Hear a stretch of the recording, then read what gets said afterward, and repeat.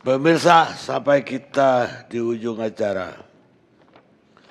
Saya mau garis bawahi ucapan dari Trimedia Panjaitan tadi.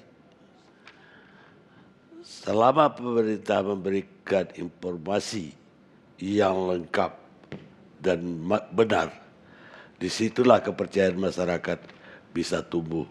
Thomas Jefferson, Presiden ketiga Amerika. Sekarang kita lanjutkan ke South Situmorang.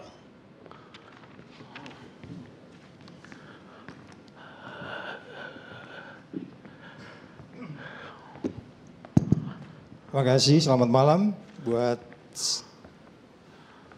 saudara-saudara sebangsa dan setanah air. Saya mau menyampaikan ada 6 poin. Pertama, saya ingat persis September 11, 2001, saya dapat telepon dari pimpinan saya waktu saya baru kembali dari Singapura tahun 2001.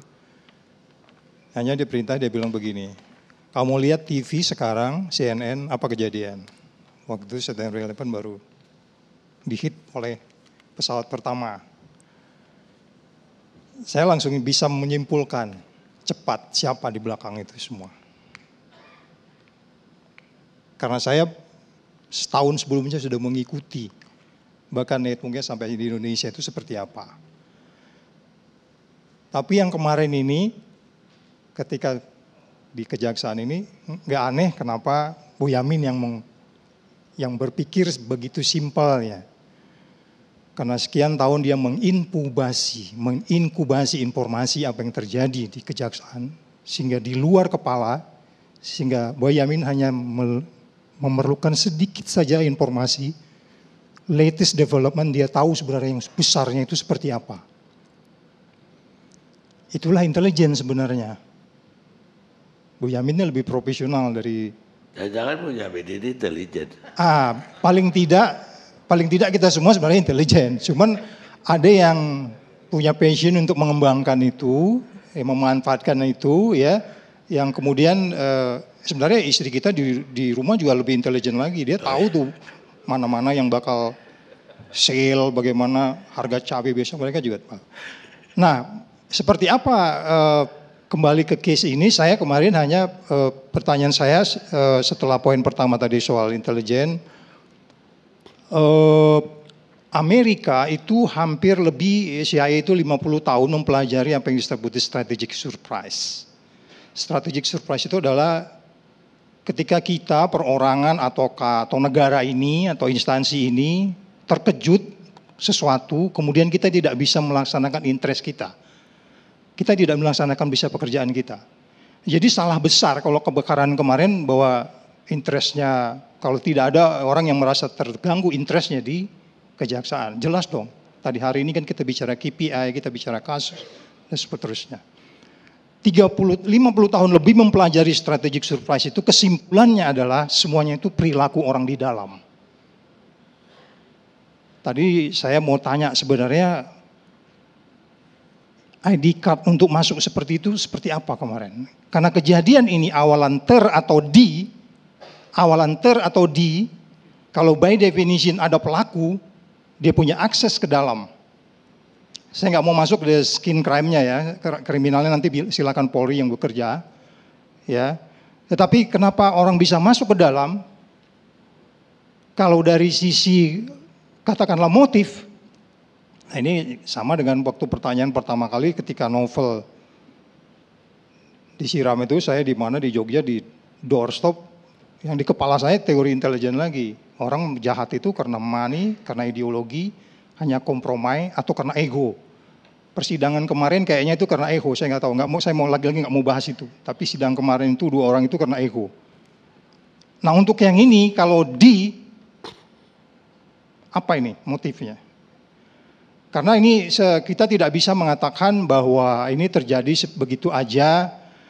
Kalau dikatakan gedung tua, White House itu dibangun tahun 1800. Tapi dia memang pernah kebakar 2 kali. Zaman kolonial Amerika itu diserang sekali itu. Tapi ada angin entah gimana gitu terus nggak kebakar itu. Pernah kejadian juga berikutnya tahun keberapa ke presiden keberapa. Jadi jangan bicara gedung tua, karena kemudian kita mengizinkan seolah-olah itu terbakar, nggak bisa juga. Nggak bisa begitu gitu. Jadi di mana dong intelijen kita, warning, forecasting, problem solving kita gitu ya. Apalagi kalau di badan-badan lain, Attorney General itu ada satu badan unit intelijen yang intelijen melebihi dari intelijen negaranya. Karena dia eksekutor juga di situ. Which is di kejaksaan itu ada. Apakah teori itu berkembang? Saya nggak tahu. Ya, sehingga kemudian mereka tidak paham teori complexity yang mengatakan bahwa kita bisa sukses karena hal besar, tapi kita bisa gagal karena hal kecil. Termasuk nanti ini si pelaku ini juga akan ketemu dengan hal-hal kecil, kalaupun itu dilakukan orang. Ya, jadi sekali lagi itu pertama dari sisi intelijennya. Kemudian dari segi berikutnya adalah saya mau di crime scene saya nggak terlalu banyak ini ya. Tapi mungkin first responder seperti apa kemarin bekerjanya ini perlu dipelajari. Tadi dikaitkan dengan yang disampaikan Pak Simajuta juga seperti apa mereka harus di check and balance bekerjanya. Karena 2-3 institusi penegak hukum ini kan selalu bisa di framing tentang apa yang dilakukan terhadap institusi yang lain. Sama dengan KPK kalau nangkap polisi pasti ada begini. Sama kalau KPK nangkap kejaksaan pasti ada reaksinya. Sama dengan ini kejaksaan diperiksa oleh polisi. Itu framing-framing itu pasti ada. Jadi apakah perlu nanti ahli yang mungkin berada di tengah-tengah itu kita lihat aja semuanya sehingga benar-benar transparan apa yang terjadi gitu. Kemudian berikutnya yang ketiga, koruptor fight back. Saya bisa mengatakan ini juga koruptor fight back. Koruptor fight back itu macam-macam. Dimulai dari sangat yang sederhana, memindahkan orang, mengancam orang, sampai terakhir seperti yang kita lihat ini. Jadi jangan terlalu linear juga melihat ini. Jangan terlalu linear juga. Bisa jadi koruptor fight back ini memakai orang dalam, ada trojan di dalam bisa juga. Jadi kalau kemarin ada ID card, kemudian sistemnya masih jalan, siapa yang terakhir meninggalkan itu bisa dilihat nanti. Karena itu klik, bisa dilihat siapa yang keluar, polisi pasti lebih tahu. Dalam hal ini penyidik. Koruptor fight back jangan dianggap ini sederhana, karena mereka juga tidak suka.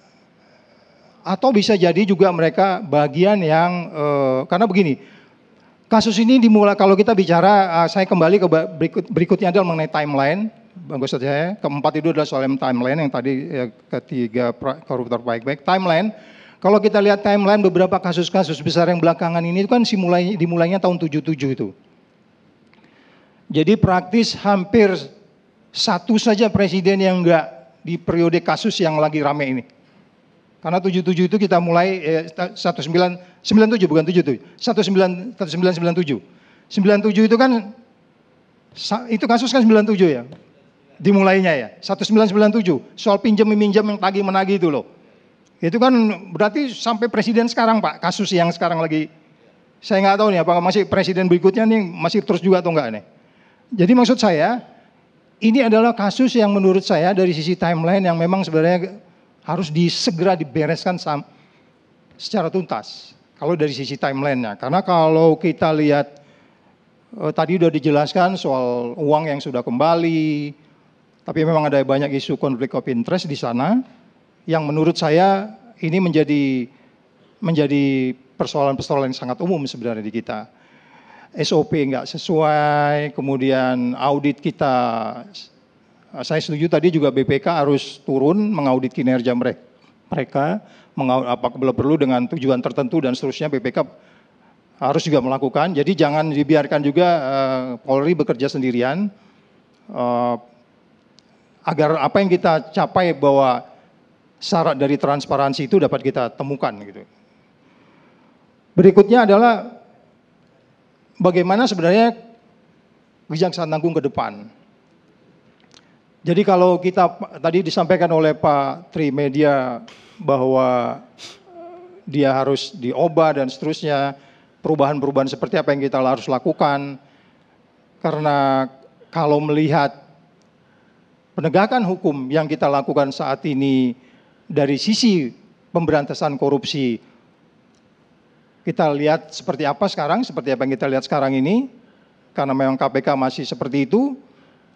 Karena Undang-Undang 19 tahun 19 kemarin, saya berharap sebenarnya sampai hari ini sebenarnya itu bila perlu di Mahkamah Konstitusi segera memutuskan untuk kemudian dikembalikan aja ke undang-undang yang sebelumnya, agar keinginan banyak orang termasuk keinginan Pak Johnson itu bisa terlaksana tuh.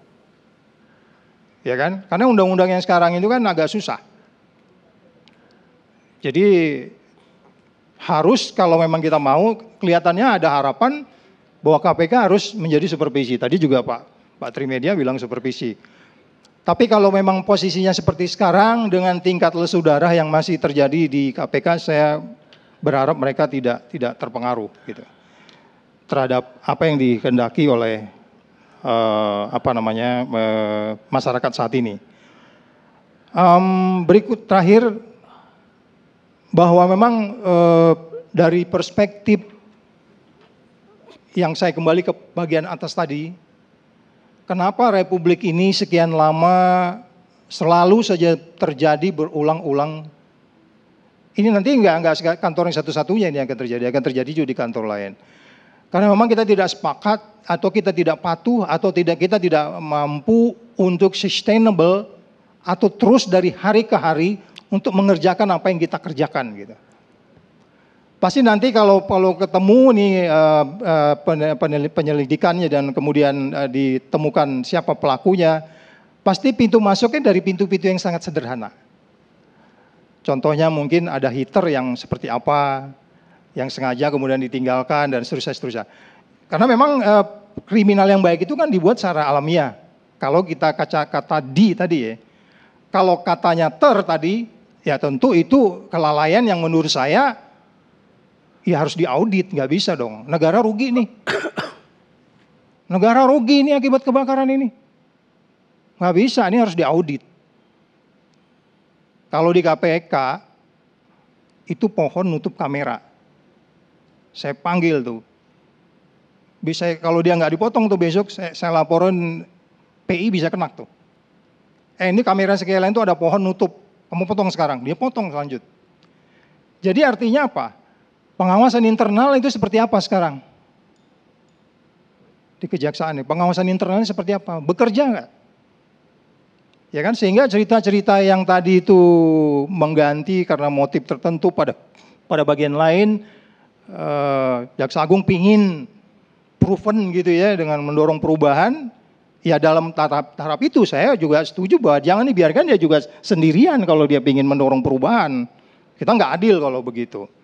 Tapi pada bagian lain dia mendorong perubahan, pada bagian lain ada konflik of interest, bagian lain ada ketidaktransparan, itu juga sesuatu yang harus seimbang juga kita. Nggak bisa kita mengukur seseorang, oh saya membangun jembatan seluruh Indonesia, berhasil. Terus kemudian dia bisa melakukan sesuatu umpamanya melanggar prinsip-prinsip demokrasi, nggak bisa begitu juga gitu. Jadi kita harus melihat semua teori harus dibawa dong. Semua teori harus dibawa, even teori organisasi yang sangat sederhana. Bagaimana trade di organisasi itu, bagaimana behavior di organisasi itu. Ini kan persoalan-persoalan yang belum selesai di negara kita, ya kan? Sehingga kemudian sekali lagi, kalau memang kita mau ini ada perubahan yang menguat atau mendorong perubahan yang menuju kepada perbuatan kita yang adil, benar, dan jujur, check and balance itu menjadi sangat penting. Dan jangan disalahkan juga orang kalau berspekulasi atau bercuriga gitu. Dalam teori itu dikatakan hanya orang-orang curiga lah yang orang-orang yang bertahan. Hanya orang-orang curiga lah orang-orang yang sukses. Beda loh curiga dengan menuduh. Ya enggak? Curiga itu ada di kepala kita. Hanya orang-orang curiga yang survive, dalam bahasa yang sangat umum, hanya orang-orang parno yang bisa menyalahkan persaingan atau mengalahkan musuhnya. Mungkin itu dulu dari saya. Terima kasih. Baik, terima kasih.